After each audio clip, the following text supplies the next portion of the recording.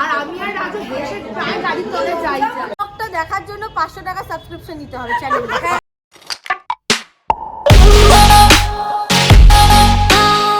Hello everyone, welcome back to our channel the insider story.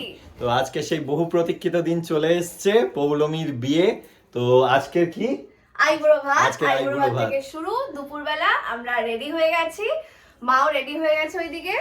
আমার ready হতে 5 minute লেগেছে। তো পৌলমী যখন ব্লগটা দেখবে, পৌলমী দেখতে পাবে প্রমির জন্য কিন্তু লেট হয়েছে, আমার জন্য লেট হয়নি। অনেকক্ষণ আগে রেডি হয়ে গেছি। আমি বাড়িপুর থেকে রেডি হয়ে সবকিছু করে চলে এসেছি, এখনো ও রেডি হতে না, পারে। আমি অনেকক্ষণ আগে রেডি হয়ে গেছি, শুধু চুলটা সেট হচ্ছে না। আমি বুঝতে পারছি না আমি চুলটাকে নিয়ে কিভাবে কি করব, মিডল পার্টিং করব, সাইড পার্টিং করব, আমি ঠিক বুঝতে পারছি না, খুব কনফিউজড।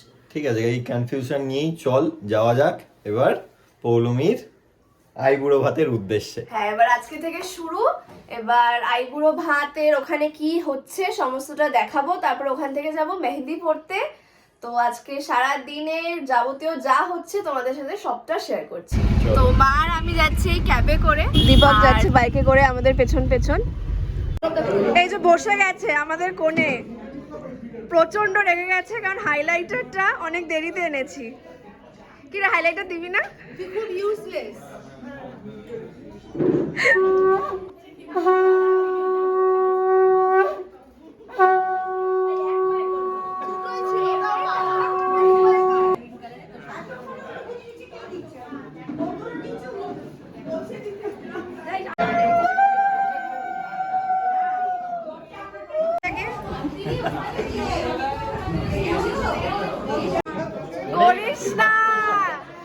করিস না, গায়ে হলুদের জন্য কিছু বাকি রাখ। অত্যাচার গুলো তো গায়ে হলুদে করবি।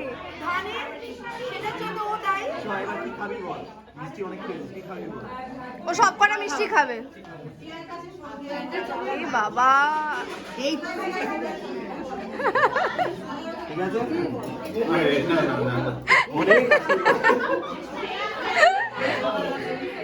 কেন দীপক যাদবপুর 8 মোড়ে দাঁড়িয়ে এরকম করছে? আর আমি আর রাজু হেসে প্রায় গাড়ির তলে যাই।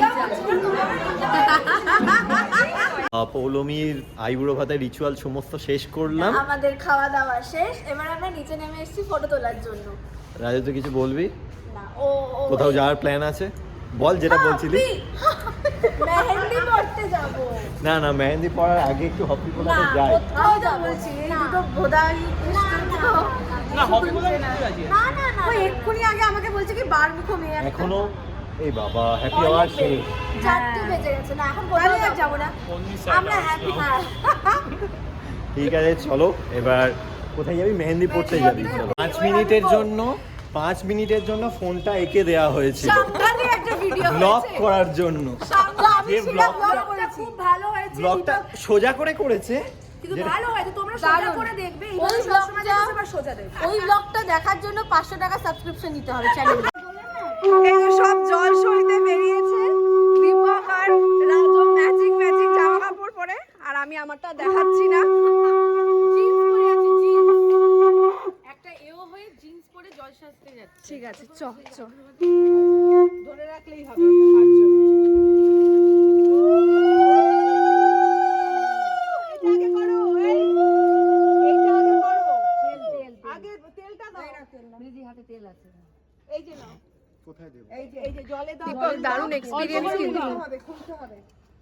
অল্প করে দিবি। তুই অফিসে যেটা বলেছিস একদম সেই দায়িত্ব পালন করছিস কিন্তু দীপক। বোনের বিয়ে বলে এসেছে, একদম পারফেক্ট দায়িত্ব পালন। তুই আমার একটা হাত ধরে থাক। হ্যাঁ আমি ধরে আছি, তুই ধরে থাক, আমি ধরে থাকবো।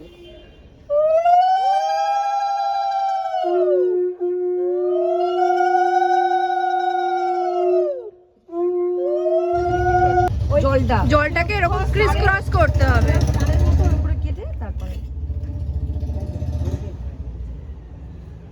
জল কাটতে হবে। আর আন্টি ওই ইয়ে করে দিও। এটা পান পাতা কি করবে? পান পাতাটা পায়ে হয়নি তো। ভাসি। হ্যাঁ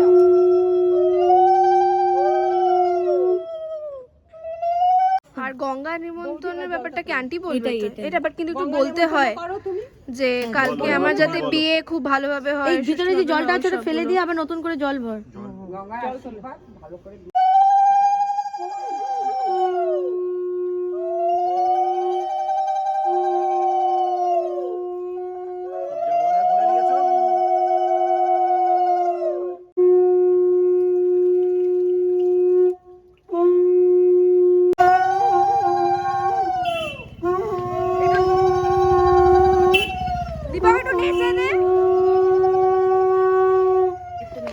আর ফাইনালি এবার আমরা মেহেন্দি পড়তে যাব কি যাব না?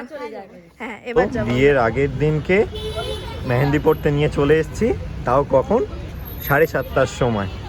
লেট হয়ে গেছে অনেক। কটায় আসার কথা ছিল? 5টা 5:30টা। এখন 7:30 বাজে, এখন মেহেন্দি পড়তে নিয়ে কখন এসেছি। যে শুকোবে কখন কি হবে বুঝে উদ্ধার করতে পারছি না। আর একজন ওদিকে বসে করছে।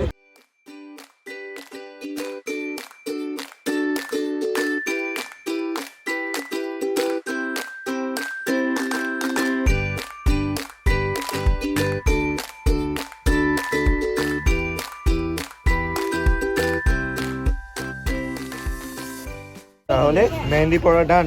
Yes, done. এই যে আমিও। তো ওদের মেহেন্দি করার পর এত কিছু ঘটনা ঘটেছে যে আমি কিছুই দেখাতে পারিনি, কারণ ওরা দুহাত নিয়ে এরকম ভাবে ঘুরে বেড়াচ্ছিল আর আমি ওদের দুজনকে নিজের বাচ্চার মতো ক্যারি করেছি।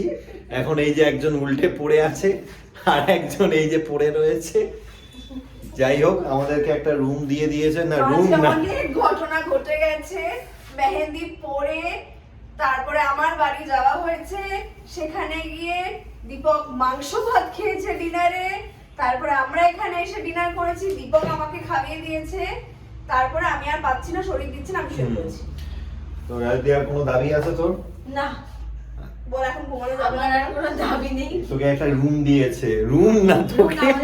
এটা হচ্ছে একটা, দুটো, তিনটে, মানে পুরো ফ্লোরটাই আমাদেরকে দিয়ে দিয়েছে। আমার দাবি যেটা ছিল সেটা মানা হয়ে গেছে। যাই হোক, এই ফ্লোর থেকে একটা খুব সুন্দর ভিউ রয়েছে। ভয় লাগছে বলে আমাকে টেনে নিয়ে এসছে। আমার দাবি ওটাই ছিল যে আমরা এই এত বড় জায়গায় একা থাকতে পারবো না, আর এর সাথে তো নয় কখন আমার থাকার কথাই ছিল না। যাই হোক, এখন ঘুমানো যাক। এইভাবে আজকের দিনটা শেষ হলো, আবার কালকে সকাল থেকে যুদ্ধ শুরু হবে। ও কালকে তো, কালকে কি মানে ভোরবেলা? হ্যাঁ আজকের ভোরবেলা আমরা বেরিয়ে যাবো। আজকের ভোরবেলা থেকে। আজকে হ্যাঁ, 6টা নাগাদ বেরিয়ে যাবো ভোরবেলা আমরা। বাবা এরকম ভাবে ঘুমাতেও দিচ্ছিস না দীপক। আজকের দিনটা শেষ করা যাক তাহলে। চলো, গুড নাইট।